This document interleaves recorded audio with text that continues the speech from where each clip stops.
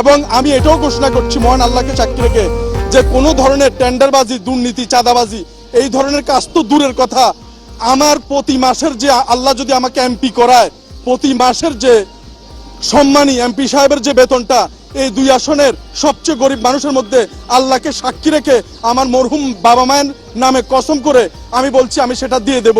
একটি মাসের এমপির বেতন কিংবা ভাতা আমি আমার বাসায় নেব না।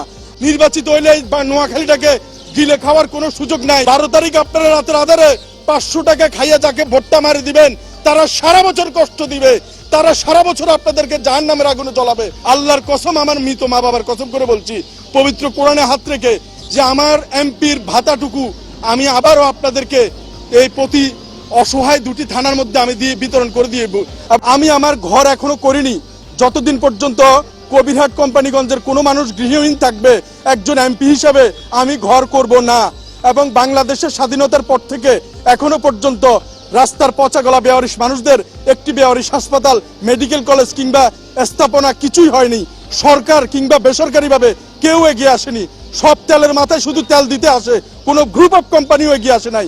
এই নোয়াখালীতে কথা দিয়ে যাচ্ছি, সংসদ থেকে পদত্যাগ করে চলে আসব, আর না হলে এই বাংলার মাটিতে বেওয়ারিশদের জন্য, সারা বাংলাদেশের বেওয়ারিশ মানুষদের জন্য একটি বেওয়ারিশ মেডিকেল কলেজ স্থাপন করে ছাড়বো ইনশাআল্লাহ।